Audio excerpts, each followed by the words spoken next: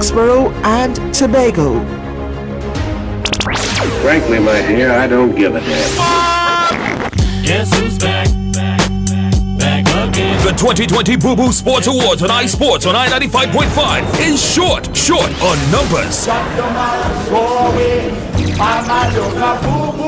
After a number of certified nominations, here are the contenders in no particular order. Not based on poor looks, poor attitude, poor management, poor skills, poor functions, but not at all poor, if you know what I mean. I'm gonna make him an offer he can't refuse. Here are the nominees: William Wallace, Keith Lookloy, Clint Taylor, Rayshawn Mars, Dr. Alan Sami, and Dudnath Ramkisoon. Shame, shame, shame. Among sporting organizations, the Trinidad and Tobago Cricket Board, the Racing Authority, the Tennis Association, United TTFA, and Super League will fight out the losing prize. There will be 3 beautiful hampers, all worth $1,000 to be won. All you have to do is call 628-4955 or WhatsApp 768-8686 and give your name and telephone contact and tell us who you believe to be the biggest boo-boo in sports for 2020. Call or WhatsApp every day, every hour, and join the fearless one, Andre Batiste, on Saturday, January 16th, 2021 for the results and the winners. You can also go online to andrebatiste.com and vote or visit his Facebook page. The 2020 Boo Boo Sports Awards will make you cry like a baby. Call or WhatsApp now and vote. It ends on Saturday, January 16th, 2021 on iSports. The People's National Movement kicks off the 2021 Tobago House of Assembly elections this Monday at 8 p.m. See all 12 district candidates appear in one spectacular evening of culture and entertainment. Tune in to hear Prime Minister Dr. Keith Rowley and Tobago Council political leader Tracy Davidson Celestin as they map the way forward. You don't want to miss this. Monday, 4th January at 8 p.m. Listen, watch, or log in to TV6, Radio Tambrin, Pulse, TTT, I-95.5, Tobago Council and all candidates' Facebook pages and YouTube. We are building Tobago together. Join us. That was a paid political announcement. Hello world. This is www.i955fm.com, Trinidad. This Sunday, Garth and Natasha raised the curtain on 2021 with a bang. Literally, starting with and by popular demand, a journey back in time featuring Last train to San Fernando. This is dedicated to all those men and women who built, worked and died serving the railways of Trinidad. You may just get a glimpse of a family member boarding that train. Then we say our final farewell to a sailor who stopped the mutineer convoy from leaving Tetron Barracks in 1970. The late Lieutenant Commander Donald Tom Jones Mohammed. Plus the Achiever of the Year, the Magistrate of the Year, the Idiot of the Year, the Pothole of the Year, the Picture of the Year, and a whole lot more. You don't want to miss Eye on Dependency's curtain call for 2021 this Sunday from 6:15 p.m. on I-95.5 FM and live on the Eye on Dependency Facebook page. Eye on Dependency, where every life is a biography, is sponsored by the Counter-Trafficking Unit, Ministry of National Security, with support from Agricola Credit Union. Tell someone. This is Eye on Dependency with Garth and Natasha. Sundays at 6:15 p.m. on the most influential name in radio, I-95.5 FM.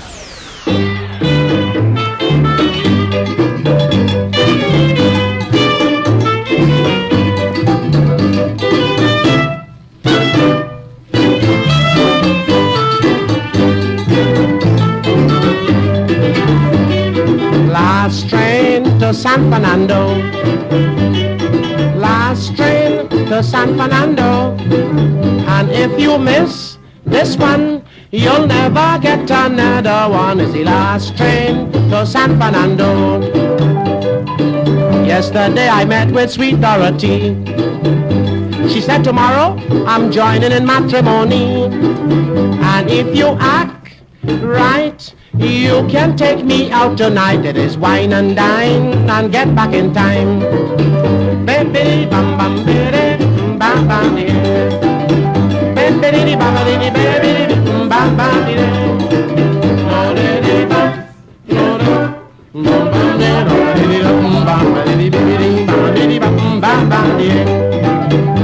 She said, I am entering in high society. You must be careful about the place you are taking me. Cause if you slip, I slide, and I may never be a bride. It is a BBDD bam bam, oh bam bam, yeah. Oh Lord, it's last train to San Francisco, BBDD bam bam.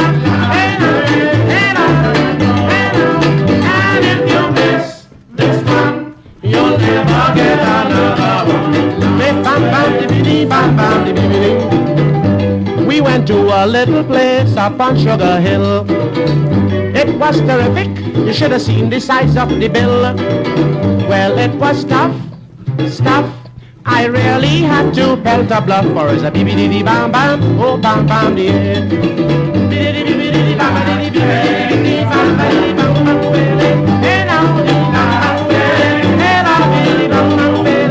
and if you miss this one, you'll never get another one.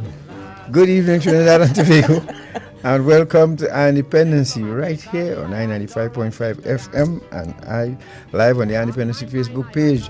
Happy New Year! Happy New Year to you. Good evening, Garth and Trinidad and Tobago and the world by extension. Yes. Good evening to all of you. Thank you for, and I say thank God that we made it to another year. We made it. 2021. 2020 still hanging around. I don't know why, but for some reason, a long shadow. Yes, but we're gonna get rid of him day by day, and we, God spare life and give us health and strength and support. We will continue to educate you, the people of Trinidad and Tobago. And this evening is no.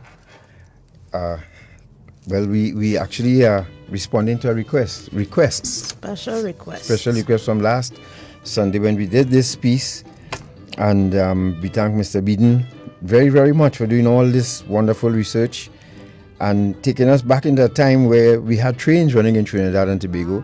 You're going to see what city, those of you who've seen it for the first time, you're going to see what Citygate looked like back then, and you ask yourself, well, not much have changed, because back then it was pristine and strong building, and it's still strong.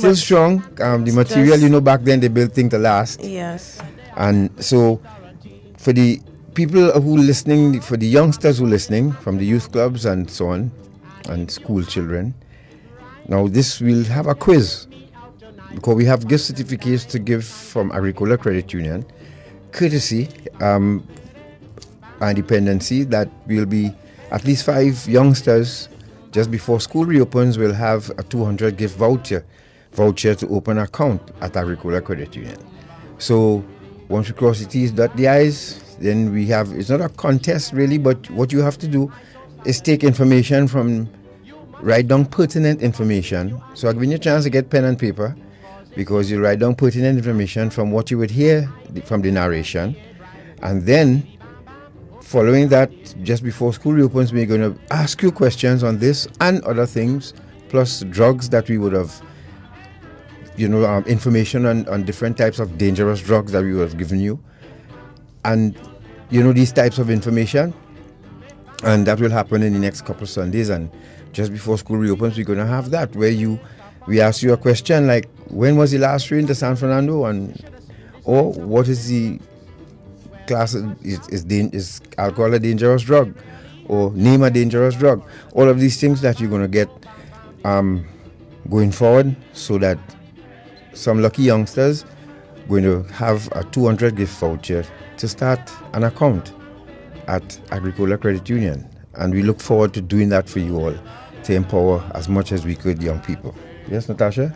Indeed. And so without further ado, we want to remember to see what we're going to show you. It's live on our Dependency Facebook page. So I'll give you a couple more minutes to go get that. And so you can see what the last train, we're going to do the first piece, which is just 3 minutes, 38 seconds. And you're going to actually see that last train with people boarding it. So our parents and grandparents, some of them, some people still alive, you're going to see them boarding the train to head to San Fernando. And then we take a break, and when we come back, you have Remembering the Railway, a 13-minute piece where Mr. Bean goes deeper into the railway in Trinidad and Tobago. And then we take a break, and when we come back, we're going to give a final send-off with a little added feature. We added something to that, to Lieutenant Commander, the late Lieutenant Commander Donald Tom Jones Mohammed. And we have a couple of stories on how he got that name. Yes. Both may be true. Neither may be true. One may be true, but it'll be interesting reading. And we have a short biography of him as well, so that you know what his career was like in the Trinidad and Tobago Coast Guard. Right, and stick around to find out who is the achiever. We have a couple of achievers of the year, magistrates. We have, well, you'll hear in the promo, from the promo, the idiot of the year. I don't know if it's the right word to use, but you'll see who that is, and I'm sure you all would agree. And then we have Potholes of the year. Plural. And we know why we named it that, and of course the picture of the year, right? And then that situation in Diamond Vale, that people starving for water, we still have to call on WASA to rectify that, utility. Please, because it's years it has been going on, but we'll get to that.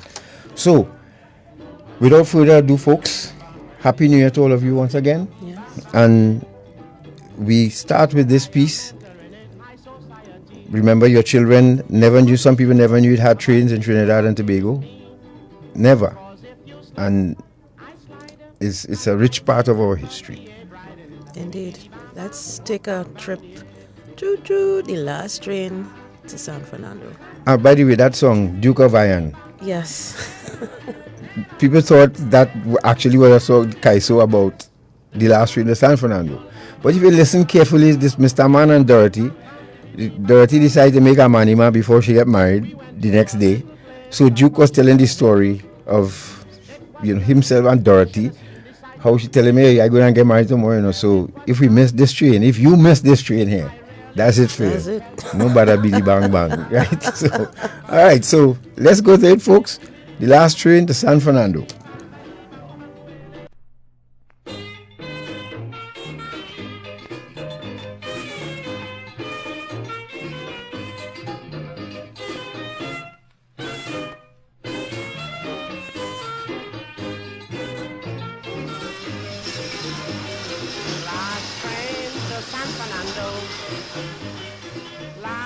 Spain, Trinidad. Engine number 27 is being hauled to link up with the last train. It's Monday, August 30th, 1965. August 30th, 1965 was the last train heading to San Fernando.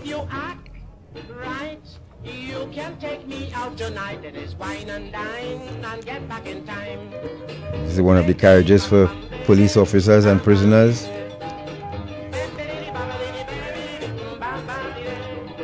At 4:35 p.m., number 27 backs down onto the train to take it to San Fernando.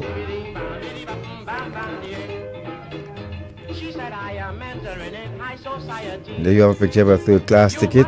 The fare was just 70 cents from Port of Spain to San Fernando. So there's 700 passengers boarded the last train. 700 boarded the last train. General manager of the railway was Mr. Herbert Busby. Chairman of Transport Board was Senator Carl Tull. Along with traffic manager C. Clark, all were present to witness the last departure on August 30th, 1965. There the whistle sounds and the train pulls out at exactly 5:12 p.m.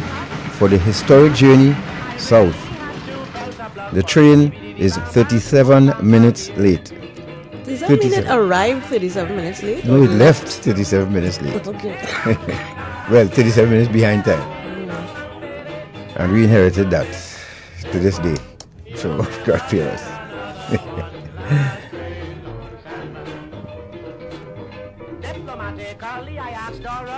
The engine driver of number 27 is Mr. Weston Rock. Back then, that was Mr. Weston Rock taking the train south. And you can join us on the Independency Facebook page. TGR number 27 was built in Canada in 1921 by Montreal Locomotive Works.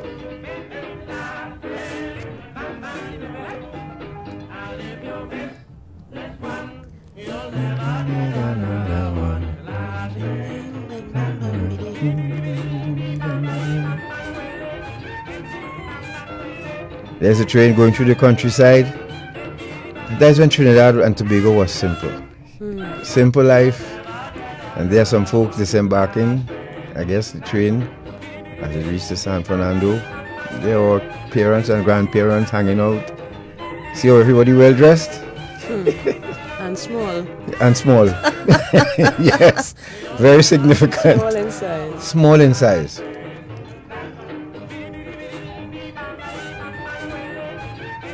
There's a drawing from David Moore, one of our A-class artists.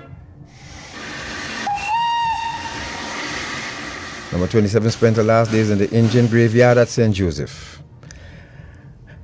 And once again, we thank Mr. Glenn Beaton for this wonderful journey. And we're going to continue. After this break, we're going to continue. We thank the Public Relations Division of Trinidad and Tobago. Natasha? Interesting, very interesting bit of history there, and I hope that the young ones who are listening, you jotted down some of the important points in that video. When the last train took off, what number was it? What was the fare? How many passengers were on board? These are some of the things we will likely ask you. What time did it depart? How many minutes late was it? All of that. And who was the engine driver? Hope you remember. Yes. Right, and who came up with all of this for us? Mr. Glenn Beaton. Thank him once again. Yes. So, folks, let's take a quick break, and when we return, we're going to go deeper into remembering the railway in Trinidad and Tobago.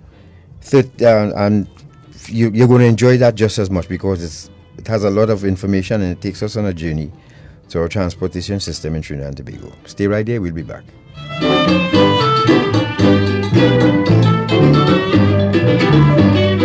Last train to San Fernando. This is reality radio at its best. I on Dependency on I-95.5 FM. I'm Suzette, and you're listening to I on Dependency with Garth and Natasha on I-95.5 FM, Trinidad and Tobago. Don't traffic drugs. It's not worth it. Agricola is back with loan promotions that will make you go wow! Wow! The computer and internet bundle CIB loan. Get a maximum of $15,000 with just a 0.75% interest rate. Call or come into our offices at Bro, Queen Street, Arima, 667-7633. Pamela's Mall, Marabella, 219-7745. Scarborough, Tobago, 639-6468. Or Port of Spain, 627-3127. Agricola Credit Union, your very own, working for you. Young women and girls are being forced to work in the sex trade all over the world. They're exploited by human traffickers who trick them with false promises of well-paid jobs. Some are held like prisoners. They're beaten, even raped. Do you know anyone at risk? Warn them of the dangers. This could be your daughter, your sister, or your friend. Make sure it isn't you.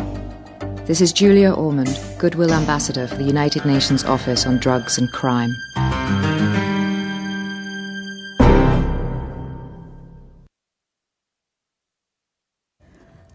Child labor is when I cannot go to school, play with friends, go to the beach, go to the movies, ride my bike, rollerblade, or do other fun activities because I am forced to work.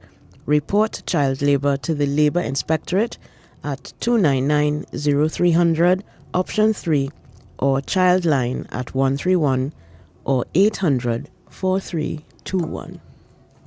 I'm Mava, and you listen to I on Dependency with Garth and Natasha on I-95.5 FM, Trinidad and Tobago. Don't be a fool and be a mule.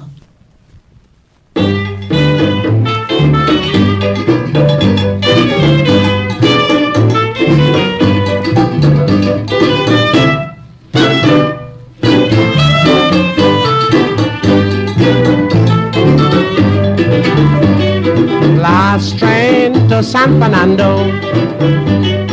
Last train to San Fernando. And if you miss this one, you'll never get another one. It's the last train to San Fernando. Yesterday I met with sweet Dorothy. She said tomorrow I'm joining in matrimony. And if you act right, you can take me out tonight. It is wine and dine and get back in time. Baby, bam bam bam bam bam. You hear Dorothy? Wine and dine and get back in time. Yes, want to make she marry man before she get married. And tell him, hey, if you miss this train here, that is it, girl. You'll never get another one. No middy biddy bang bang for you again. All right, folks, so thank you very much for staying with us. And once again, Happy New Year to all of you. We give thanks for another year. God bless all you good souls out there. And we're going to keep educating as much as possible, as with this video coming up here.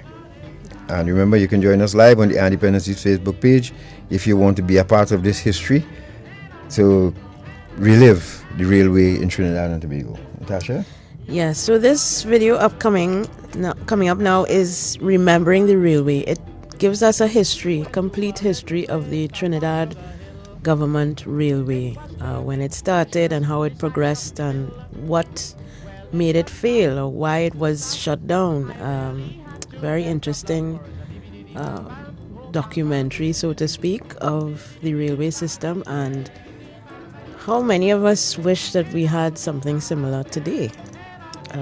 Driving is fine, but our public transport is not one that we could boast of. But these were the days when we had an efficient public transport system, and sad that we could not maintain it, keep it going, and modernize it for these times. But it would have helped greatly now. It is what it is. Yes, it is what it is. But let's go. Let's see what it looked like back then. Going to Londonville, stopping at Brick Factory, all using the train. Somebody just posted. Dominic, yes. I remember going to Rio Claro via the Knowles Tunnel and going to Londonville, stopping at the Brick Factory, using the train. And someone else says, Beb said we should propose putting back the train on the rails. Well, the rails probably gone by now, but Judith says, I rode the train in the late 50s or early 60s as a child with a neighbor going to a church crusade. Wow. And I remember my father saying that he used to ride the train from Rio Claro, Ecclesville to be precise, to Port of Spain where he went to school. Yeah, my grandfather, I gotta find out, because he drove bus when I was, so I'm sure he probably would have been, a train driver as well. So folks, let's go to this one now. Join us live on the Dependency Facebook page. But if you're on radio, Mr. Beaton is narrating this one, so you're going to get all the information. And remember, children, please write down the pertinent information. Let's see how quick your hands are and your brain. Time for your brains and hands to work together in coordination this evening. All right, let's go. Remembering the railway.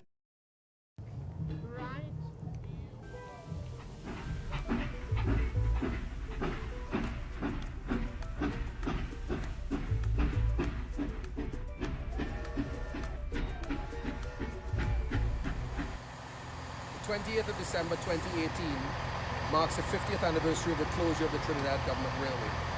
Hi, I'm Glenn Beaton, and this is the story of the railway that built much of the Trinidad that we know today. This video is dedicated to all those men and women who built, worked and died serving the railways of Trinidad. The TGR, unlike many other British West Indian railways, was a government concern from the very beginning. There had been two early attempts at establishing a railway in Trinidad by private companies in 1845. However, both failed to agree financial terms with the Legislative Council and were accordingly rejected. The first tramway was a 6.5-mile line built in stages by a series of sugar plantations with the purpose of moving sugar cane to factory and manufactured sugar to the coast for onward shipment by sea. This was the Supero tramway in the south of the island, running between San Fernando and the mission of Savannah Grande, which later became Prince's Town. This line initiated a passenger service in 1859, having begun as a very short estate tramway around 1839. With the failure of the two early railway companies, both of whom had been competing for the right to establish a trunk line between Port of Spain and San Fernando in 1845, Trinidad remained without a public railway for over 30 years. The Trinidad government finally decided to do something, and in 1870 the matter was once again at the forefront of debate. A decision to build a railway was taken in 1871, and finance was to be raised through government ordinance upon debentures issued to the government-owned railway department. The first line was the Port of Spain to Arima line, and it opened in 1876. The Port of Spain to Arima railway was very successful and from the outset proved remunerative, exceeding all expectations. The initial loan of £150,000 granted in 1873 was repaid in full plus interest, and the railway made a decent profit. Early success encouraged the construction of more lines across the island. St. Joseph to Cuba in 1880, with extension to San Fernando in 1882, became known as the San Fernando Extension Railway. The purchase of two tramways in 1879 for future expansion saw the government purchasing the San Fernando and Guayacara tramways. The Guayacara tramway was converted to a railway between Marabella Junction, 1 mile north of San Fernando, to Princestown in 1884. This line became known as the Guayacara Railway Extension. In 1897, the Arima line was extended eastwards to Sangre Grande and became the Sangre Grande Extension Railway. The Tabaquite Railway Extension from Jerningham Junction in central Trinidad was built in 1898. These lines enjoyed relative levels of success, but the TGR overall was profitable for a very long time as a railway opened up new areas of the country hitherto void of proper communication. With the relative success of the Trinidad Government Railway, the company in the early years had been the pride of the colonial government and seemed to go from strength to strength. In 1903, a new terminus station in Port of Spain was called for, as were new extensions to those areas without a rail connection, namely the south and southeasterly districts of the island. Debate, generally about where to build first, started in 1903 and carried on for several years. Agreement was finally reached in 1910 for the construction of two lines at the same time, Rio Claro from Tabaquite and Siparia from San Fernando. Part of the argument against the expansion was regarding the financial ambiguity of both schemes. However, those in favor prevailed under the assumption that both lines would open up new areas of the country and in time would encourage settlement and future development and perhaps result in the lucrative sale of Crown lands. In the case of the Rio Claro extension, it was fully understood that the new line would run at a loss for many years following construction. This was documented and accepted by the government administration of the day. The railway was regarded as a means of quickly and efficiently moving road metal and asphalt extracted from the local asphalt lake to these remote districts to facilitate road construction and at the same time exploit local forests in the interior rich with timber. In Siparia, the argument for railway extension became even more compelling once crude oil had been discovered in large quantities across the southern districts. The Siparia extension opened in November of 1913 and the Rio Claro extension opened in September of the following year, 1 month after the outbreak of the Great War. The cost of building both lines and associated equipment amounted to around £400,000. The railway proved to be an indispensable asset during the Great War when almost everything was rationed or not available. The new railway station at Port of Spain, which had already begun construction in 1914, had to be put on hold and was not eventually completed until 1924. By 1915, the government railway totaled 123.5 miles of line, and, despite plans for further expansion of the network, this would remain the full extent of the government railways in Trinidad. After the Great War, the TGR was in a rundown condition and declining in the face of economic depression, with stiff competition from a rapidly expanding road infrastructure. Both the Siparia and Rio Claro extensions were of great strategic importance to the government and people of Trinidad. New cultivation areas sprung up along the lines with associated increase in population. However, as had been forecast, both lines struggled financially, and so did the TGR after 1920, at which point Trinidad had over 2,000 road vehicles. Earlier plans to extend both lines toward the coast were quickly abandoned. Ironically, the railway had previously profited from the transportation of material and equipment for road building, but now this system began to deprive the TGR of its very own revenue. Until 1920, receipts from the TGR exceeded the working expenditure by £788,551. But from 1921 to 1925, the cost of upkeep exceeded receipts by £216,245.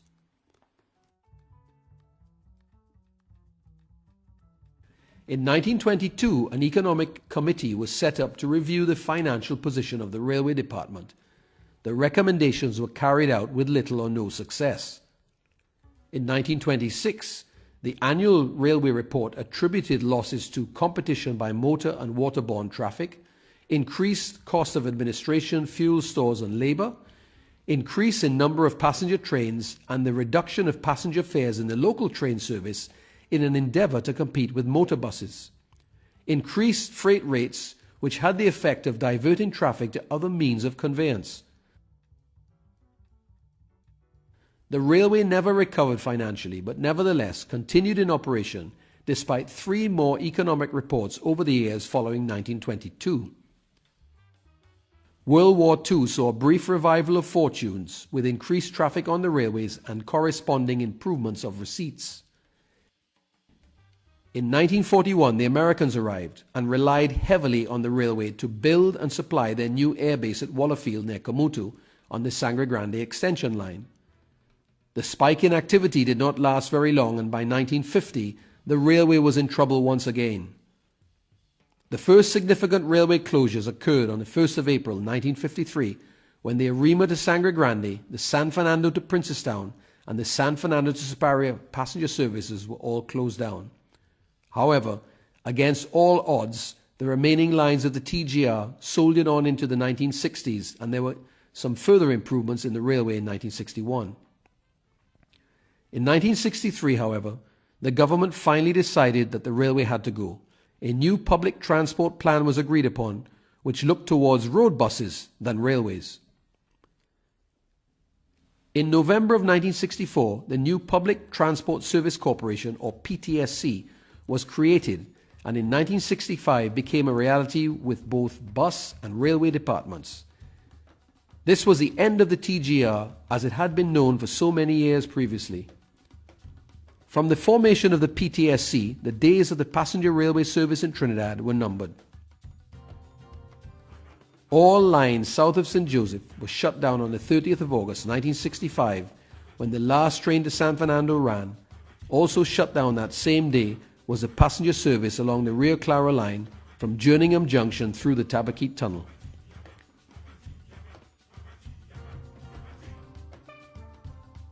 The Arima line proved more difficult to close, and this line carried on for 3 more years until 1967, when an adequate replacement bus service was in place. Final closures came in sectors, starting with the Tunapuna to Arima on Saturday 18th of February 1967, when the last train ran from Port of Spain to Arima, hauled by engine number 28. In August of 1967, the PTSC donated locomotive number 11 to the city of San Fernando as a museum piece on the 5th anniversary of Trinidad's independence. In December of 1968 came the closure of the St. Joseph Tunapuna section on Saturday 7th, followed closely by the San Juan to St. Joseph section on Friday 20th of the same month. The final curtain fell on Saturday, December 28th, when the last ever passenger train ran in Trinidad. The final train was hauled by locomotive number 42, driven by Western Rock and fireman Errol Perry. The end was marked with mixed emotions. The young celebrated in carnival fashion. while the owner generation wept, wondering whether it was the biggest mistake that the authorities could ever make. The Trinidad Government Railway had carried passengers for over 90 years and was once the most popular and speedy form of modern transport. Her carriages once carried all levels of society, including governors and even royalty, but in the end, she became a relic of a glorious bygone age, unable to match the versatility and convenience of modern-day road vehicles. The 20th of December 1968 marks the end of a wonderful era of Trinidad's transport history.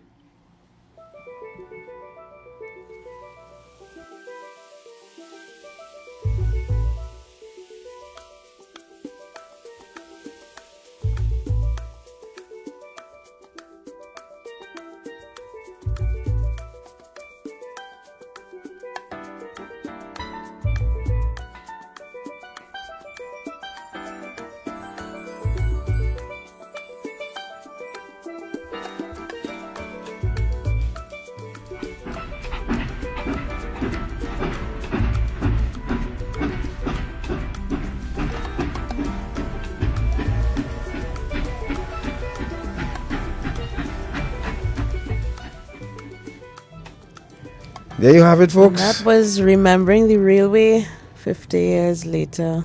So I hope you took your notes, children. Kimberly, even your 9-year-old son too, you know. But thanks for tuning in with him. And you had a story there too, Kimberly. Yes, Kimberly says my grandmother would tell me stories of riding the train. She loved it immensely. Her face would light up with joy. She enjoyed the views and the breeze blowing against her face. As a child, I couldn't wrap my mind around the fact that we had trains as a means of transport. I would repeatedly ask her, "We had trains?" LOL. Oh, how she missed those days. God bless her soul. Yeah, Claire says, I'm 62 and remembered going to Carnival in Port of Spain from Tunapuna with my mother. And Yvette says, my dad, Norman Andrews, now 95 years old, worked in TGR from the tender age of 17 years until it was scrapped. He was a train driver at the end. Those were good times as my siblings traveled to different parts of Trinidad. I was lucky to use the train to travel to secondary school in Tunapuna. The railway was his pride and joy as he would always talk passionately, though sadly, about the TGR. Well, Ms. Junior Williams, you rode the train too? You never told us about that, but thank you very much for joining us. Oh gosh, yes, folks, yes. That was your brief trip down. And remember, we have another version to play for you at just before school reopens. But what you heard today, you are required to take those notes, store them, and remember, there's a $200 voucher for at least 5 youngsters to answer some very simple questions. Yeah, and you get a voucher to open an account at Agricola Credit Union. So that's something a nice way to start the new year, right? Yep. So thank you very much, folks. We're going to take a real quick break, and then when we return, we're going to tell you about a man that never was. A man that should have gotten a national award. A man should have even gotten a statue as far as we're concerned. That's the late Lieutenant Commander Donald Mohammed. Donald Fitzroy Mohammed, a.k.a. Tom Jones. We'll be back right after this break.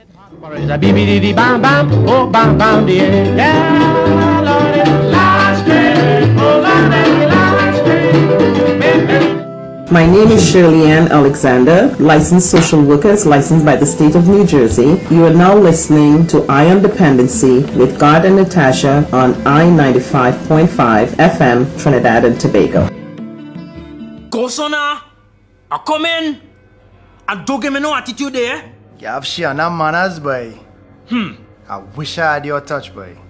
You have to groom them. First, you have to target them. Scope them out. See if they have low self-esteem, family problems, you know. Then you move in and gain the trust. I like your glasses. After that, you feel a need. Some of them like nice things like fancy phones, hairdos, clothes, food. It have ones who only looking for somebody to care and listen to their problems. You feel me? What's important though, you have to isolate them from the people. Let them believe it's all about you and them. I care about you. Then you get through. Nice. Look one right here. Try thing now.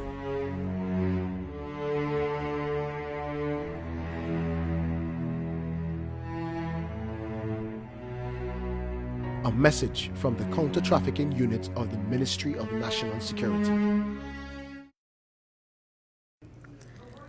Hacer tareas domésticas no es trabajo infantil. Doing household chores is not child labor. Lavar los platos, limpiar su cuarto, recoger los juguetes y realizar otras tareas que fortalecen su personalidad en casa no es trabajo infantil. Doing the dishes, cleaning the bedrooms, packing up toys and carrying out other character-building tasks at home is not child labor. Esas tareas enseñan a los niños a ser responsables y les preparan para la vida adulta. These chores teach children to be responsible and prepare them for when they become older. Denuncio el trabajo infantil a la Unidad de Inspección del Trabajo en el 209-0300, opción 3, o Childline en 131 o en la 800-4321. Report child labor to the Labor Inspectorate at 299-0300, option 3, or Childline at 131 or 800-4321. Un mensaje del Ministerio de Trabajo. A message from the Ministry of Labor. Agricola is back with loan promotions that will make you go wow! Wow! 60 to 40 loan. For new members or members with no loan, get a maximum of $300,000 with just a 1% interest rate. Call or come into our offices at Bro, Queen Street, Arima, 667-7633. Pamela's Mall, Marabella, 219-7745. Scarborough, Tobago, 639-6468. Or Port of Spain, 627-3127. Agricola Credit Union, your very own, working for you. My name is Joanne Ferdinand. I am a Justice of the Supreme Court in New York State, and you are listening to Eye on Dependency with Garth and Natasha on I-95.5 FM, Trinidad and Tobago.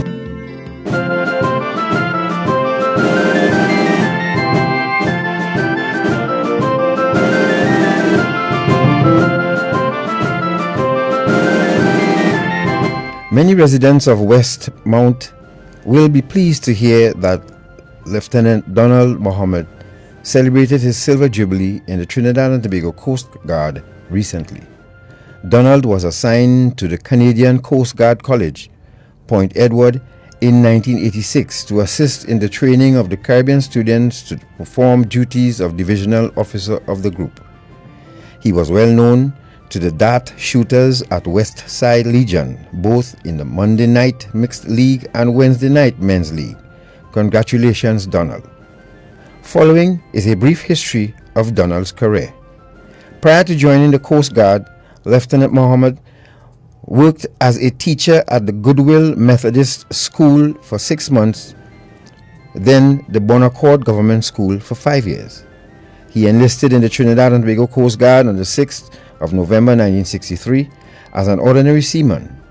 He has served on all classes of Coast Guard vessels from HMTS Seahawk to WASP inshore patrol craft, and has witnessed all the trials of all foreign constructed vessels. He is the only serving member who made the 3 crossings of the Atlantic by Coast Guard vessels aboard the HMTS Trinity in 1965, the HMTS Chaguaramas in 1972, and the TTS Cascadura in 1980. He was promoted in August 1965 to able seaman, to leading seaman in August 1968, to petty officer in August 1971, and to chief petty officer in November 1978. In June 1981, he was commissioned as a sub-lieutenant. In June 1985, as acting lieutenant, and in June 1987, he was confirmed as lieutenant.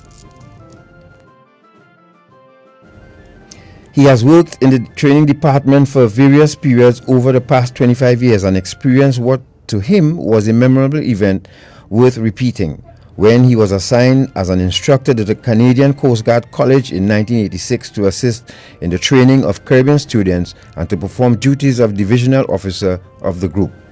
The most memorable event during his 25-year service, as far as he is concerned, was the whole exercise of the first crossing of the Atlantic by HMTS Trinity and HMTS Colon Bay, from construction to storing ship to pre-work up trials and shakedown drills off Portland and the actual crossing.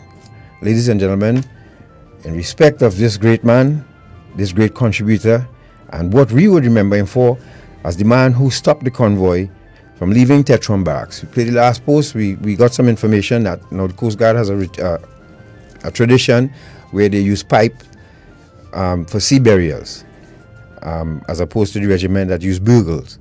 But he's a military person, and the last post is fitting for him as well.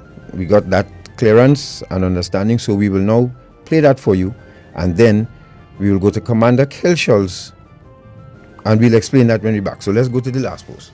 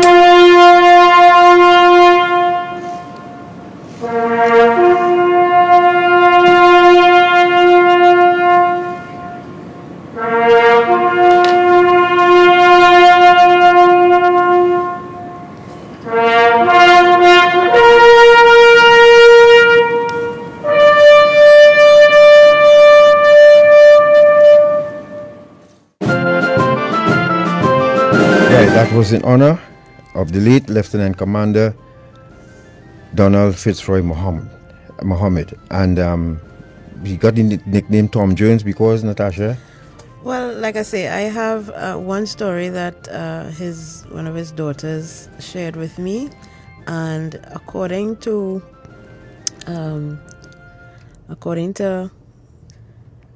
his mates, he said, "Do you know that his nickname with the Coast Guardsmen of his vintage is Tom Jones?" No, I didn't know that. When the first cutters were being built in England in the 1970s, they sent Coast Guardsmen, including Mr. Mohammed and my father, this is the person who's talking, to England for about 8 months to undergo training related to the board. One day they were walking down some street in England, and a woman ran excitedly up to Mr. Mohammed shouting, "Tom Jones!" She had mistaken him for Tom Jones. After the fellas finished killing themselves laughing, that became his nickname. So, and I mean, he did, when you see photographs of him in his youth, he really does have that kind of finish, the hair and the face and the everything. style and everything. Yes, the style, the the swag. only thing could differentiate him, he had hands big like baseball mittens. That's why he could operate a buffer so good. But ladies and gentlemen, why I'm so impressed with this man is because this man, as a young sailor, and you will hear Rear Admiral Kelshall speak about this now. So we added part of the first interview. Part 1, remember Kelshall did part 1 and part 2 in 1970 review. So we pull a little piece from the first part. That's when they went Tetron Barracks first. And then we'll return and then go now to when they came back to Stobles and decided to stop the convoy from actually leaving, because they weren't successful when they went to Tetron by the seafront. So you'll hear Rear Admiral Kelshall, who by the way will be doing his eulogy at his funeral on the 7th. You will hear him explain this young sailor, wet behind the ears. And if you understand a boffer is not a rifle. A boffer is a huge weapon, and you will see it when we show the pictures. You will see what the boffer looks like at Stobles. And this youngster was able to hold his nerve and accurately fire that buffer more than maybe 1,000 rounds that day, resulting in just one casualty, which was a ricochet. This, to me, this gentleman, after I read his bio here, and what he did for Trinidad and Tobago, should have had not only a Trinity Cross, but a statue as well. Because in other countries, there's a hero. He's considered a hero. Yep. And this man is so quiet and unassuming. You wouldn't believe. And every time the times that I met him, he always, when I left him, I felt like I just came out from the library. You know, very, very powerful man, and we want to thank him once again for his service.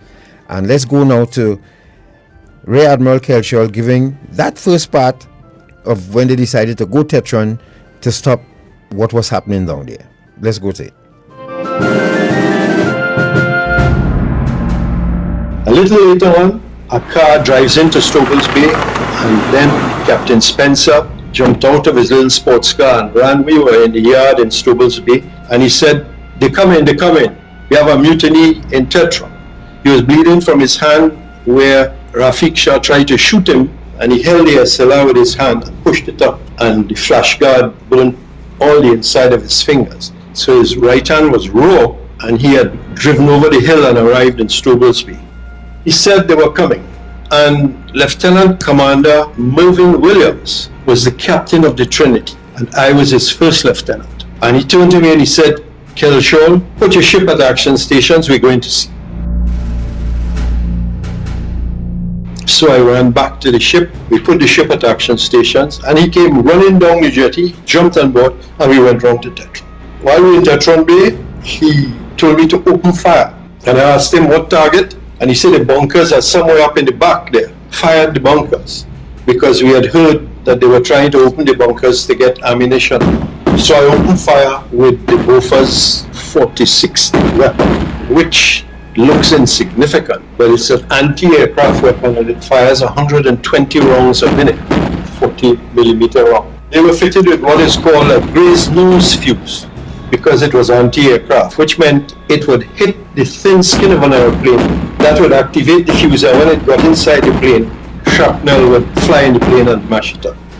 So we were flying over Tetron Bay, up to where the bunker was, trying to create a feeling, we in charge here now, stop the mutiny. It didn't work. All that happened was there was mass confusion, and soldiers started to run their feet. And then he said, "All right, ceasefire, this is not working." A crop duster, the pilot who was already airborne heard on the radio there was something going on in Tetron. And he flew that crop duster about 20 feet above the hillside, going along to see what was going on. And the entire set of troops on the hillside opened fire. And it was only by his skill as a pilot that he came out with the airplane riddled with bullet wounds and went back to where he came. But when we saw that on the ship, we say, "Saul, you're still bad? We're going to show you what bad." And we let loose with the Bofors on the hillside.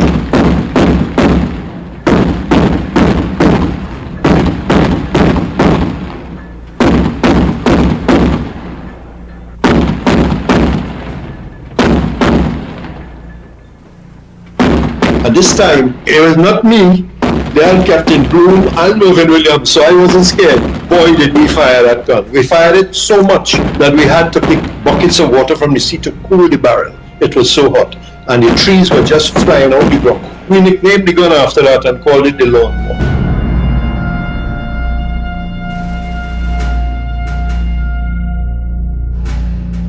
Right, so that was the first part in Tetron. Now we're going to take it up from when they were ordered to come back to in Stoble's Bay now, looking at that roadway, leaving Tetron to stop the convoy. And every shot from that Bofors, Trinidad and Tobago, the man, Lieutenant Commander Donald Mohammed, was the man behind those shots you're hearing.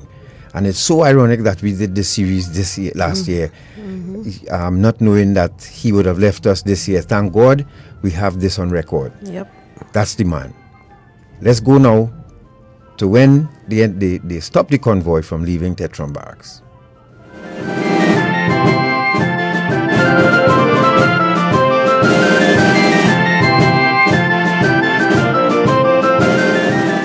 And I was a bit of a rebel myself too. And I said to him, "Why you don't go and take it?"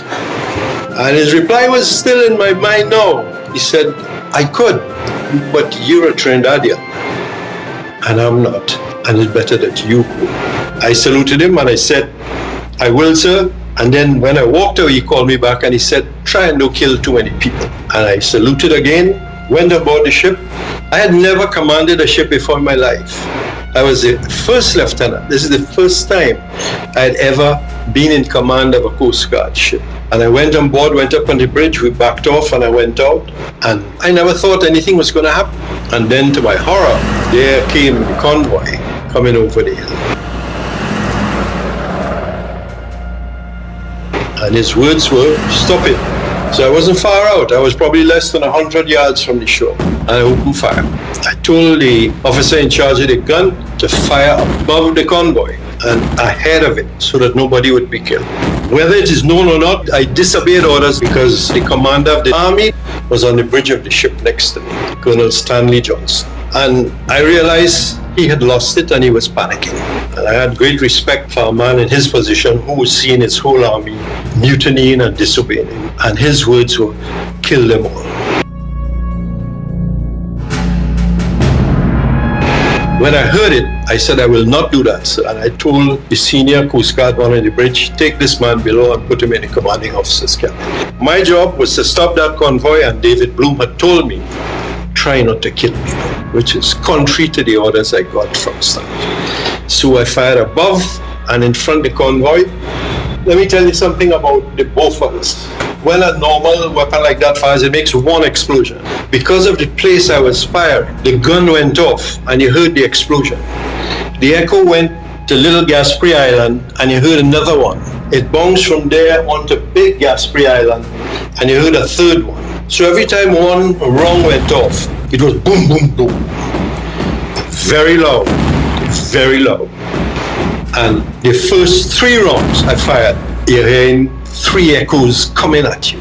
And for an army that had never been under fire, that was the deciding factor. What capped it was I came under fire. That is why I mentioned the story about the Gulf with the pirate. And there was bullets hitting the water all around the ship.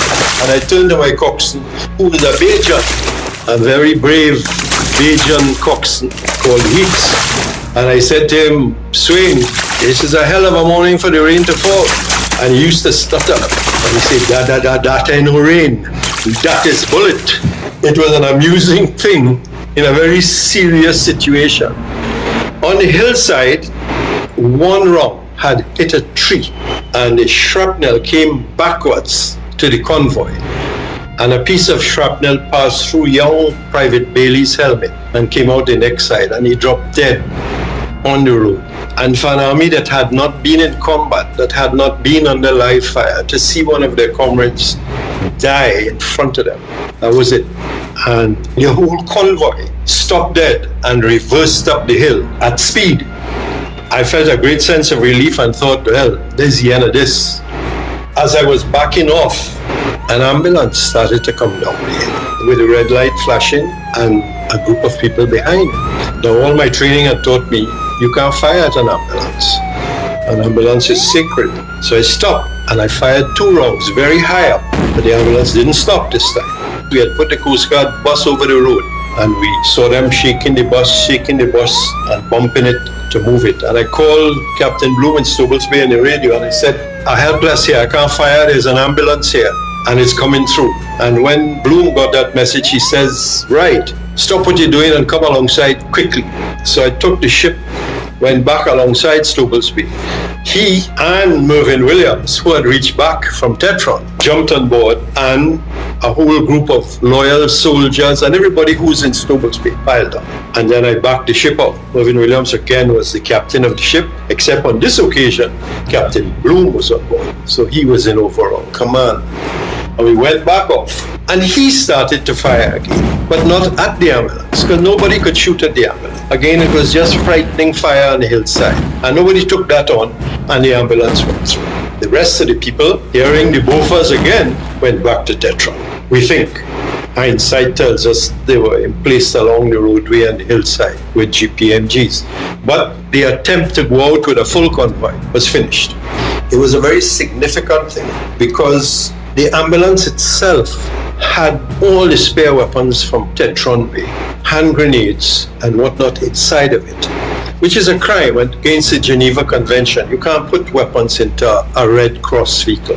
And that went into town. And apparently, as we heard, that convoy was going to go up to town and distribute those arms. And had that occurred, Trinidad's history would be totally different. It would have been a battle against police, army, plus there was a whole group of loyal soldiers at the Chaguaramas main gate, and that would have been a battle too. So the whole course of Trinidad's history could have changed if that convoy had got through. So my initial action on the day now had finished, and we went out with Commander Bloom. Meanwhile, the Colin Bay, which is the other ship, took all the prisoners who were the Black Power leaders to Nelson Island. So the Colin Bay was involved in that. And so I had my first command, and I did not, I'm very glad to say, kill everybody on the hillside, because we've thought about it since then. And if that weapon was swept along the face of the convoy with all those soldiers in it, there would have been a bloodbath on the hillside. So only one man died. And as a result, Private Bailey is the hero of 1970. The sight of him on the road bleeding is what made all the soldiers go back. And so the action ended there. It didn't stop there. It went on for 10 days, but the main action had been done. Everybody went back to Tetron, and they remained there for 10 days, and many things happened. The Venezuelans came. We had to go out with the ship. We were so excited. The Venezuelans had a destroyer with a battalion of Marines on it, and they were coming ashore. I took the ship, put it alongside the destroyer, and Captain Bloom went on board and spoke to the captain. And when he came back, the ship turned around and went back in the Gulf, and we asked him what happened. He said the captain wanted to know how many people were in Tetron. He wanted to know how many people were in the Coast Guard. He wanted to know how many people were at the main gate and everybody in the peninsula. And Bloom told him, and he said, good, that'll take us about 20 minutes to clean up everybody. So they were going to ask who was loyal, who was not loyal. They were just coming to clean up the mess. There's a lot of high political strategy, but it was an opportunity. But Eric Williams had the foresight to tell them, we don't want no help. And they went back down in the Gulf. They never left. They stayed just over the horizon in the Gulf there for the whole 10 days. Then another Venezuelan vessel came in, and that created a complete panic in the Coast Guard, because we thought that it was going to take Nelson Island and rescue the Black Power leaders. And so the people on Nelson Island went into full emergency, and our ships were placed around the island. But in fact, it wasn't so. The boat was coming through the Grand Boca and going down into Guerrilla on standby. So many different excitements came. We remained circling the two ships between Stobles Bay and Gaspre Island for 10 days, really, until we were so tired. We had to send to the hospital to get drugs, speed, and the doctor issued us these drugs to keep us awake. But even with that, after half an hour, we were falling asleep, and we were relieving them all down the bridge, and the ships were at full emergency in case anybody tried to come out. It was worse at night because you really couldn't see what was going on, and we were there and nobody slept. Everybody watched the hillside in case another attempt to come out was made. On the final day, 10 days later, we were told that Seret was going in to negotiate a surrender. But we were told something else, that if he failed, we, the Coast Guard, were to go into Tetron Bay and flatten it with both ships' guns. And we had a conference, and people were given a chance to back out and say, we don't want to be part of this. But it was so serious that Seret had a tremendous responsibility to get them to hand over the keys to the bunker, which was the signal that they had surrendered. And we had a code word between him and the Coast Guard ships, which were ready to go. And the code word came. They had two code words we were listening for on the radio. Everybody crowded around the radio. One was the washing is dirty, which meant we had to go in there and just blaze away. And the next one was the washing is clean, which means they had surrendered. And after about an hour, this voice came crackling through, the washing is clean. And that to us was the end of the crisis in 1970.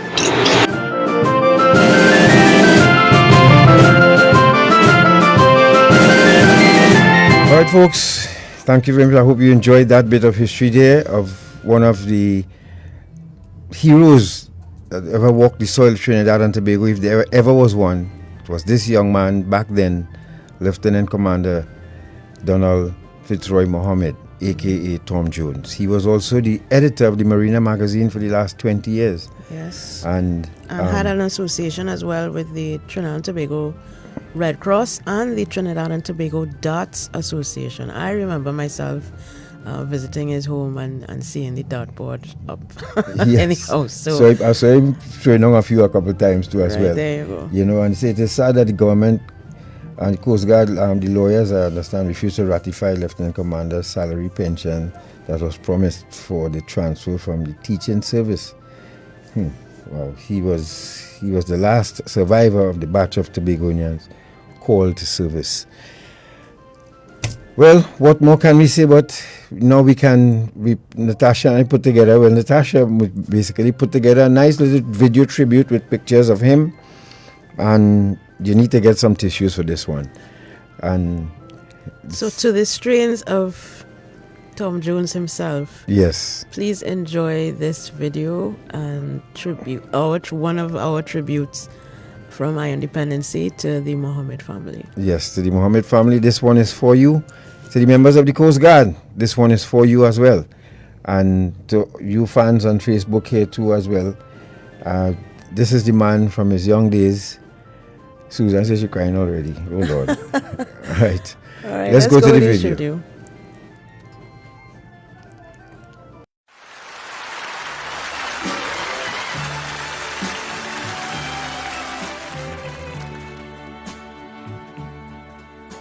When you walk through a storm,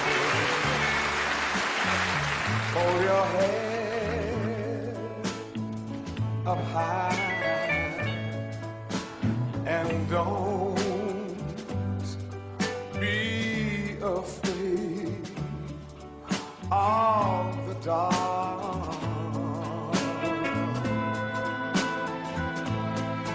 At the end of the storm, there's a golden sky and a sweet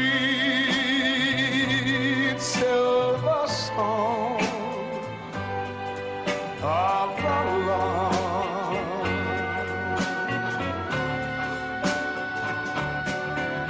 Walk on through the wind, walk on through the rain, though your dreams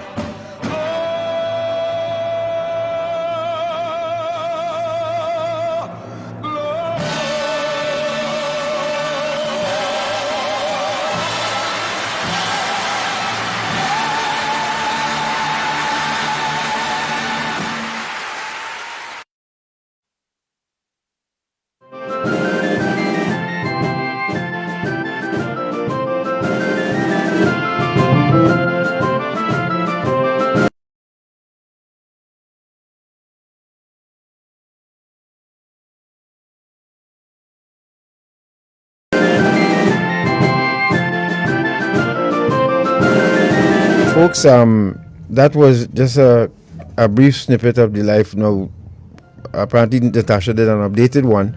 So while Shortman putting that one together, we'll do it again for those of you who just joining us. Somebody's asking, K. Yalyong is asking, will the Lieutenant Commander service be online? Somebody wants to find out. Susan Okada, could you tell us if it'll be online? We're going to do this again. This deserves another run, and with some changes in the pictures and all of that, authorized by his daughter, Carla. So we're going to do it again. Just so that this gentleman deserves that. You know, as I said, he's one of our heroes that I think was neglected, really, and in many ways, but most of all for saving Trinidad and Tobago from rebel soldiers coming into town to join others. This place would have been different if it wasn't for that young man on that weapon. You saw the buffer. If you look at the video in the second run, yes, it will be online, so you could tell us where we could find it and all of that, so we could inform those who are interested. Yes. The funeral will be online, and you will see that buffer. That now, as I said, a buffer is not a rifle, and it has to be mounted. It's mounted on a heavy steel frame, steel platform. But you need to have big hands like Donald or train very regular. Yeah. To use that with accuracy and with the accuracy that he did. So Shortman, anytime you're ready, just let us know, and we'll give that video a second run, and you will see again, for those of you just joining us live on the Independency Facebook page, we pay tribute to the late Lieutenant Commander Donald Fitzroy Mohammed. You will know him as Tom Jones, and of course we use that Tom Jones in that fitting tribute. So Shortman, when you're ready, let's roll. And somebody's he's so we could yes. should we go to the break and maybe come back with that, or yes, so well, we could answer some questions in the meantime. Someone said he was a true hero, and sadly we don't highlight these people. He was a true hero. I keep saying it. I couldn't believe that back in the day he was not, but then it can be done posthumously. yes. The Mohammed family can receive an award on his behalf. Yeah. Someone else says, Bianca says, much gratitude to this great hero. Thanks alone can never be enough for his contribution. Yes. It's amazing that this went over so many people's head, and there are people who got awards from that. So I don't see why he should have been left out at all. It just boggles my mind. This remarkable career in the Coast Guard for yes. He was a walking encyclopedia, and imagine crossing the Atlantic 3 times. Mm-hmm. And every vessel that came in here, he it needed his say so, and okay, including the same vessel that he fired the buffer from. Yes. So he knew that vessel inside out. Yes. You know, it's really amazing, Trinidad and Tobago, and we want to thank you for joining us in this tribute to this great man that once walked the soil of Trinidad and Tobago. Really, really proud to have met him. Really, really proud to know that we passed through that same gate to go to work. I didn't know anything about him until we interviewed Mr. Keshal. You know. 3 minutes, he says. Right. So let's take a break, and when we return, we will come back to that, and then we go on to the features we have this evening, which is the Achiever of the Year, Magistrate of the Year, Idiot of the Year, Pothole of the Year, and of course, Picture and so on. Right. We take a break. We'll be back. Stay right there.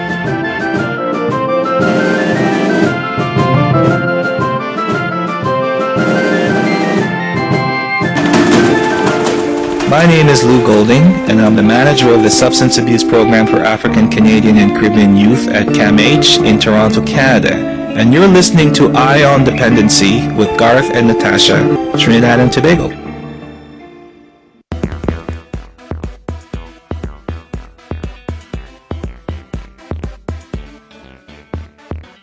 Ah boy.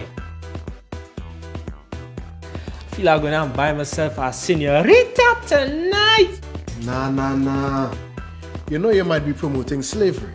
Slavery? Mm-hmm. What are you talking about? Hey, modern day slavery or human trafficking is just what some of these people just do. You know, some of these women were tricked to come here. Some are held against their will, abused, and even beaten. Most times the girls don't even see any of the money that is paid for them. And every night, they just have to come out looking nice and sexy for somebody like you. Human trafficking is a serious problem and a serious crime. Persons who solicit commercial sex services may be contributing to human trafficking. A message from the Counter-Trafficking Unit of the Ministry of National Security. The worst forms of child labor include child sex trafficking, child prostitution, child pornography, child soldiering, trafficking of drugs, hazardous work, and dangerous work. This applies to children who are under 18 years. If you spot or suspect this is happening, report it to the Counter-Trafficking Unit at 800-4288 or the Labour Inspectorate at 299-0300, option 3.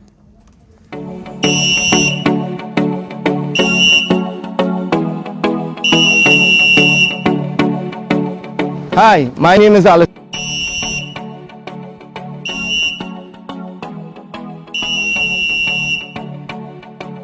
Hi, my name is Alistair Livingston, lifeguard with Ministry of National Security. Today, we're going to talk about water safety to beachgoers. Know your ability. Never swim alone or swim at night because you could be swept out and there's no one there to rescue you. Non and weak swimmers should not swim beyond waist depth. If that water is rough, never go beyond knee height. Flotation devices are very dangerous.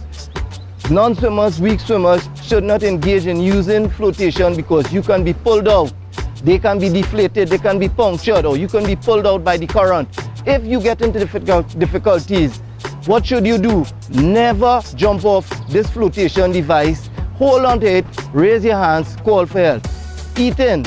Whenever you have a meal, wait 1 hour before venturing into swimming again. Lightning. If there's lightning and you're in the water, you need to get out immediately. Alcohol and water do not mix. Whenever you consume alcohol, you should not engage in swimming. It impairs your judgment. This damages your coordination. Learn to swim. Remember, be water wise and save lives.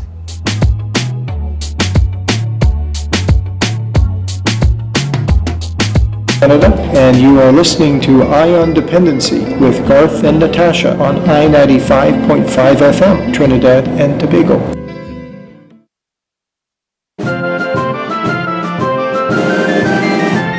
Alright folks, thank you for staying with us, and Shortman, anytime you're ready, let's end with the tribute to Lieutenant Commander Donald Mohammed. And someone said he taught at government school, in Bonaccord Government School. June Martineau says Donald was my uncle. He showed me how to catch and cook ground doves when he taught at Bonaccord Government School in Tobago. It was very delicious. As apparently our cats think the same of those ground doves. I didn't realize you could eat them. We had to catch real dung doves to get a good meal. Well, they had real fat dung doves back in those times. Yeah. Yes, thank you, Benton, for sending that love for us. So, Shortman, anytime. Okay, let's go with this tribute again, folks. One more time.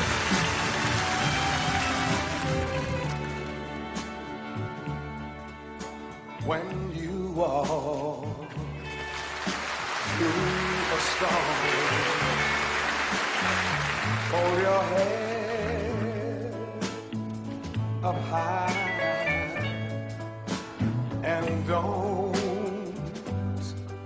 be afraid of the dark.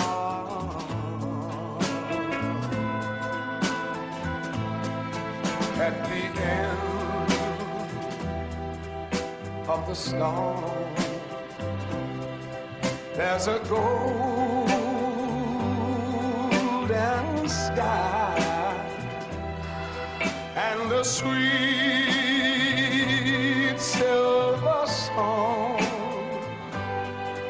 of the Lord.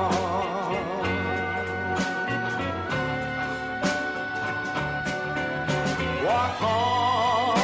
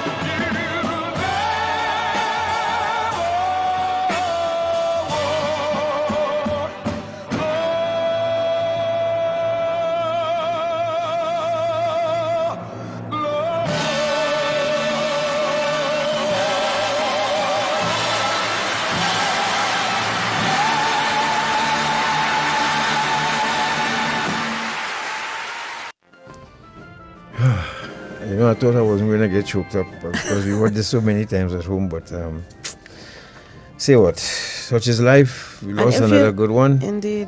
In case you missed it, we will post this video on our Facebook page so you can have a look at it at your leisure afterwards. But did you catch a bus in there?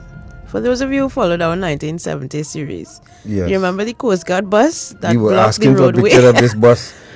You know, and fate would have it that Donald Mohammed has a picture of him in front of the bus with his sons. Yes, and I'm sure there are more pictures. So, Carla, I think we need to go through those pictures so we can get that Coast Guard bus. Correct. In full, the famous Coast Guard bus. Yep. But that was it, folks. Thank you, sir, for your service. God bless you. Yes. May you have following season, fair winds and following seas. I think that's how it goes. Lano listening, so you will correct me if I right. Lano or Keith Harris. But thank you very much, sir. And to all the men who contributed for the series as well. Too numerous to mention, but I will call some of you as we go. Right, so let's go to the Achiever of the Year. Let's go there quickly, folks. You know we famous for running out of time here. Right, so this young lady, you heard she was on our program. What fascinated us about her, Jenna Marie Mitchell, 22 years old, graduated in 2019 from the University of Trinidad and Tobago with a Bachelor's of Education specializing in teaching children with special needs. And she's passionate about teaching children, especially, and all of that. What really fascinated us about her is that she was born in Sealots, an area, you know, where people, they just write off some people from there, or most people from there. But she was born there. Still live with mom and dad in Laventille, and she managed to achieve so much, including a silver medal at the President's Award, Duke of Edinburgh Award. So that's an achievement in itself, and we want to congratulate her. Even though she came from that background, she showed that the background is not important.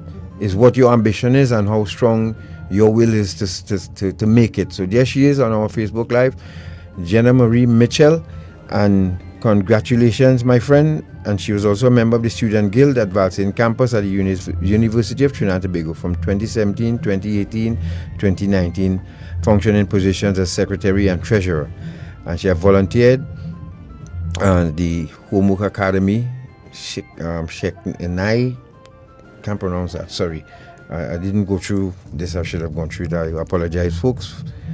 But she's also volunteer to a homework center and Down Syndrome Family Network of Trinidad and Tobago and Blind Welfare.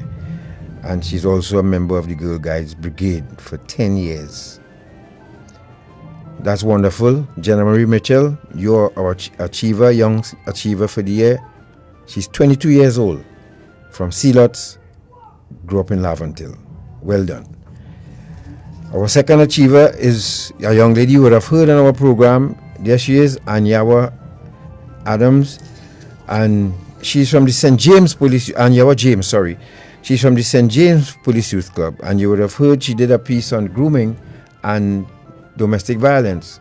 So could you just track 15. Just play track 15 for her. Yep. You'll hear what she sounds like, and she's now educating those and doing classes at the St. James Police Youth Club to training them to be spoken word artists as well, training some youngsters. So let's hear from her. She's 16 years old.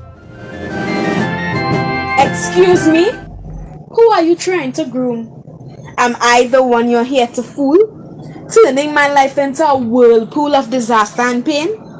Convincing me to undress. Finding out my parents shudder near the sound of your name. Daddy saying my mother's to blame. You should have checked her phone that day. Now our daughter was added to his food chain, yet another prey. The dark is unbearable, as a veil of fright conceals my eyes.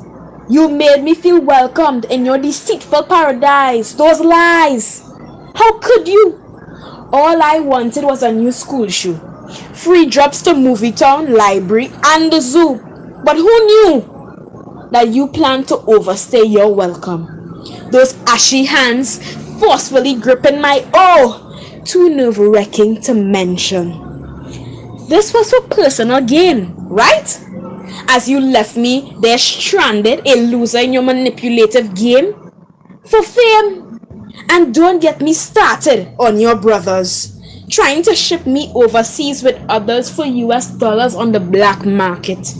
We were once your easy targets, but now we are strong, clearly picking up on your wrong, at a need for justice. Together, males and females, we can stop this, ending this illegal practice, breaking down a vice. Together, fighting globally will suffice, because every human is obligated to rights. Thank you, Anyawa James from the St. James Police Youth Club, and she's doing great work. Great work.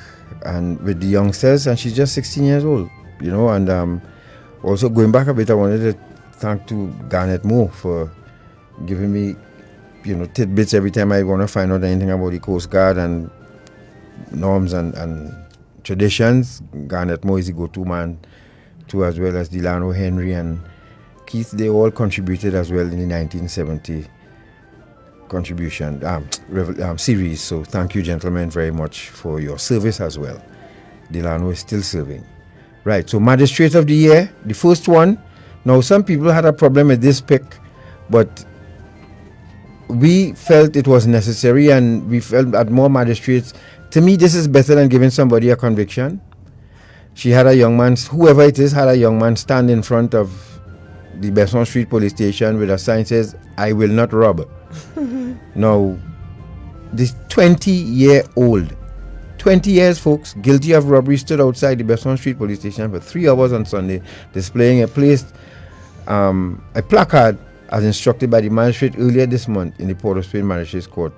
And this is a photograph by Jeremy Cruikshank from the Express, and I think it's quite apt. It's apt. And I want to say thank you, magistrate, for not sending him to prison, because this is robbery. And people don't understand, yes, lock them up, yes, okay, fine, but he's coming out with a conviction. So even if he wants to turn his life around now, he has to get a clean police certificate of good character, which he will not get because he did time in prison. Magistrate, I salute you for doing this. I wish we could see more of this. Yeah. Hide their face or not, I think we should get sandwich boards. I was thinking of investing in sandwich boards. Yes. So that everybody who's passing would be able to see. And this is a very minimal, low impact or high impact, regardless of how you want to put it. But in terms of impact to the accused or the perpetrator himself or herself, it just means you will not have a prison record. Yeah, and you may change your mind from there, and then maybe you could use that now to talk to other youngsters in your area about committing crime. Correct. So no shame in it. That could be. Own up to it. Well, shame in it, because I mean, you have committed a crime. There must be some restitution, but make lemonade. This beats prison anytime. Yes. The other one is another magistrate. I came across this article, and I'm saying, we need more of this. And this is an article from 2018, but I felt that this posthumously we could give this Magistrate of the Year too, because when a former Caribbean East footballer Akini Harry was arrested in 2014 in relation to $30,000 theft, he thought his life was over, but thanks to the right people supporting him and through hard work, determination, and then the 18-year-old Harry has turned his life around and is now a college graduate. As a matter of fact, he has a degree in criminology. Now, how did that happen? His story, he went before Magistrate Natalie Diop, and she looked at him and said, look, because of your keeping a clean record all the time, and this, she thinks that, instead of sending him to prison, now this is a robbery, folks, $30,000 he was part of, And the magistrate said, in his post on social media, he thanked family and loved ones for supporting him and thanked Magistrate Diop for giving him a second chance he so desperately needed. He completed his post with a message to youths about getting involved in crime. But Magistrate Diop, we want to thank you very much, whoever you are. We've never met, but I want to thank you so much for saving this young man's life and not giving him, begging for a second chance. This young man begged the magistrate. The magistrate said because of his clean record and because of his academic and sporting achievement, saw it fit to give him a second chance. He was pleading for and he was placed on a bond for 2 years. All right? Now, for the youngsters listening, understand what he escaped here. And when you get a conviction, you're in your zone, but when you come out, you might want to move on with your life. Years later, a crime could come back to haunt you. No visa, no job you want because of your prison record.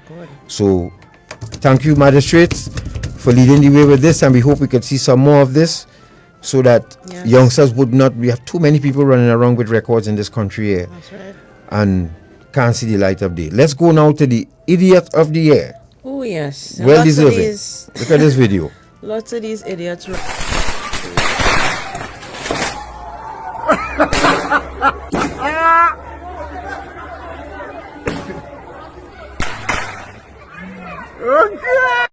A few moments later.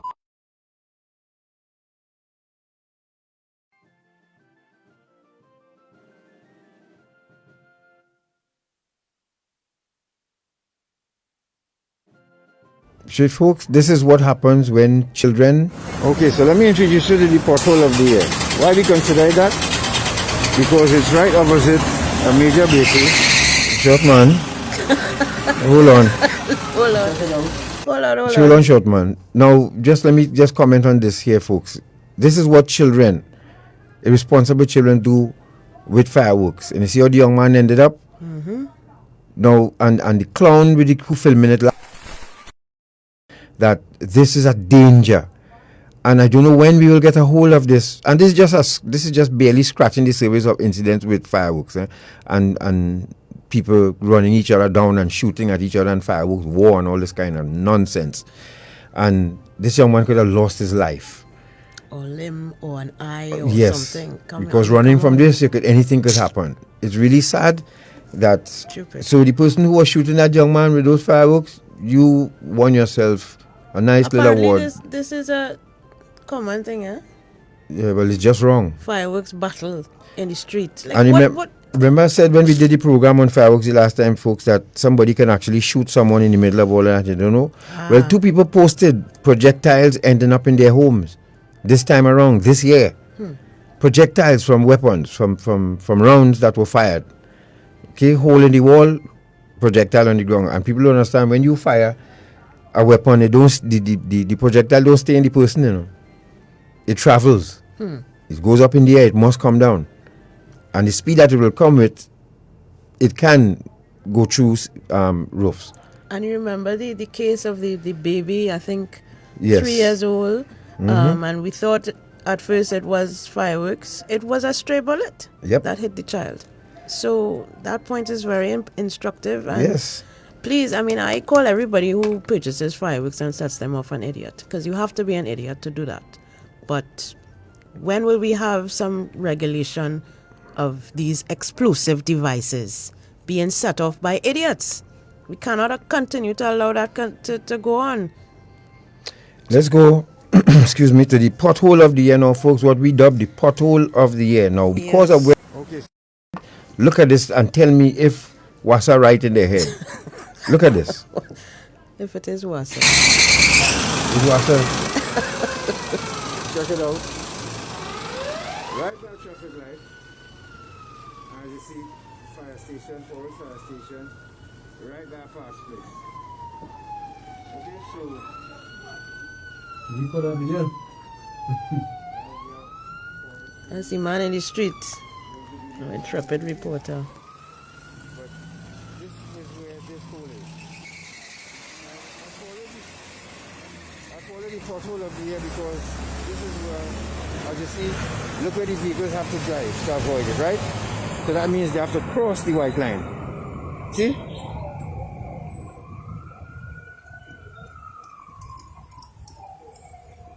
This is what I'm talking about.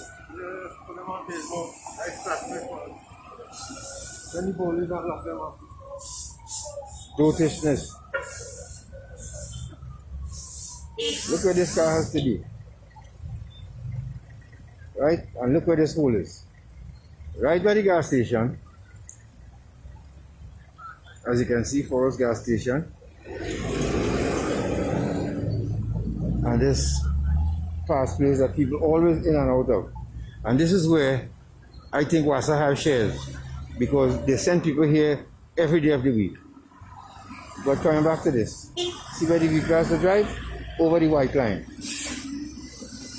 Okay?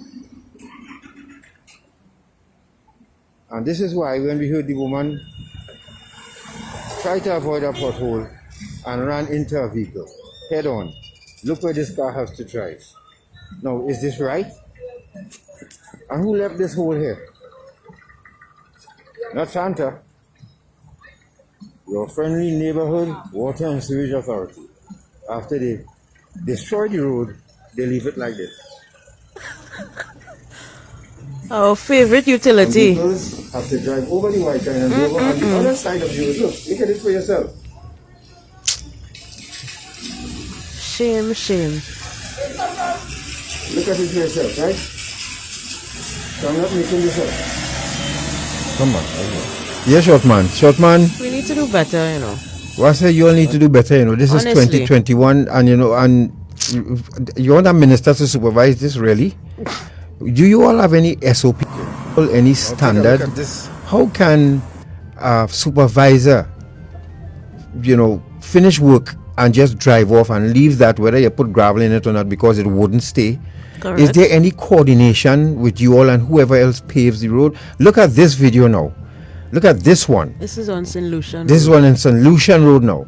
This is a trench now left in the road by our friendly neighborhood people. Look at it.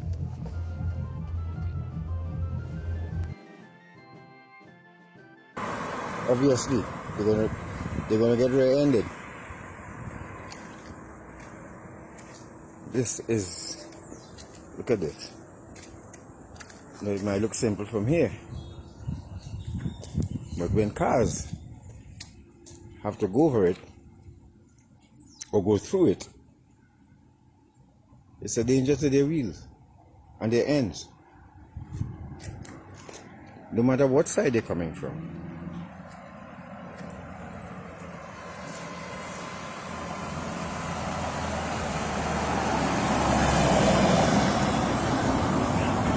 Look, even 4x4s has to slow down to get to. See? Now, does this make any sense at all?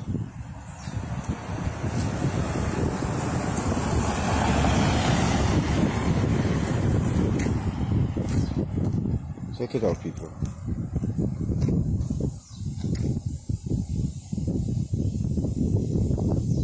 Now, you ask yourself if anybody from Wassa drive. They have to put their cars through this if they feel comfortable doing it. Because as I said, even SUVs, you know, have to slow down. Look at it. Right? This old car here must slow down, and look what's almost happened behind him. See? Now tell me, is this right? Who has to answer for this? Or who will hold who responsible for this? We need to do better. Short man, thank you very much. Let's go to the picture of the year. This is why I call this the picture of the year. There is a God after all, and I'm happy to see this water truck in a pothole stock. We had to show it again this year because, you know, you all need to get a taste of your own medicine. Yes. And I said to the minister, and I will always pray for you with this new role as minister of this is Marvin Gonzalez, his name. I think he's the one. Oh, the minister. Yes, and Public public utilities. Yeah. Yes.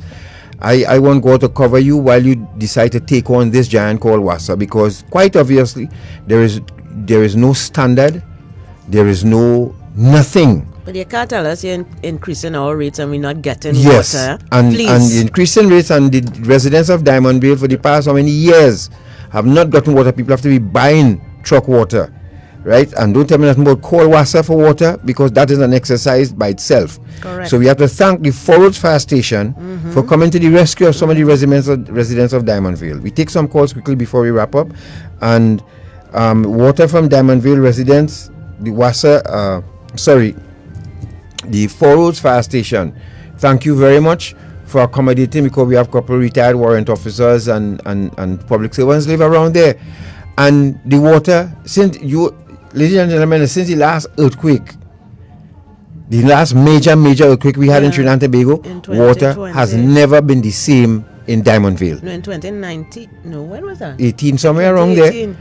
But I remember it was very significant, the heaviest one. Yeah. And people had to condemn tank in the air and bring it on the ground because the water not reaching up, and you name it, we going through it. And then the roads, what we show there is just scratching the surface of Trinidad and Tobago. It's as if we are immune to bumpy roads. Now, if we get smooth road, I think everybody will get sick in this country here, because you need to feel that budump everywhere you go in this country here to be normal. True. Wasa, if you see the road to come in here, Duke Street. Oh God. Oh my goodness. Oh God, it just gets worse daily. Listen, 6223937. Folks, Happy New Year. After paying such a beautiful tribute to a hero, we have to show you this, but somebody need to keep this on the front burner so that Wasa could step up their game. There must be coordination. What are your standard operating procedure?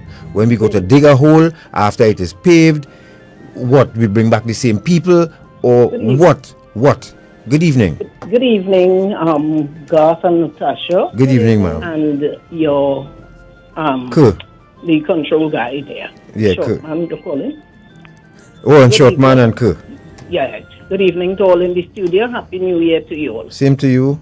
Garth, all the years I lived in Diamondville. First, let me deal with the 1970. I never knew. Thank you, God, for this program with the 1990 and 1970. I never knew the Venezuelans. It have things we didn't even know happened during that 1970. Well, I hear this guy talking with the Venezuelans was getting in our business. My goodness, I tell you, there wasn't only now they want to get over here anyway. Thank God for Dr. Williams. He tell them we don't want no help. Right, let me move on. Garth and Natasha, all the years I lived, we moved down here in 1969 in Diamondville. And we never go through problems for water. And, I'm hearing you saying, you have to buy water. That is over on the other side. But Yes, on on my side, what is Carnelian. called the New Vale, thank God, we are getting. But it is very slow. Come to my neighbor, you have to raise up one arm, rinse, and raise the other arm. But thank God we still get it. Garth, you said something about you praying for the Minister of Public Utilities, Mr. Gonzalez. Yes. Garth, I do the same thing. Yes. When I say in my prayers, Yes. I pray Keep for him in the your prayers. ministers, the MPs, the councillors. But I make a special prayer. I say a special prayer for Marvin Gonzalez, because I know he ain't going to have it easy. At all. So God, thank you for thinking the same way. He needs all the prayers, because what's going on in Wassa, and as you say, and I say, I think it's a sin for people in this country to drive on straight, smooth roads, because they pave it. Look at the Diego Martin Main Road. Oh God, have a one. Yes, and someone just talked about Christian.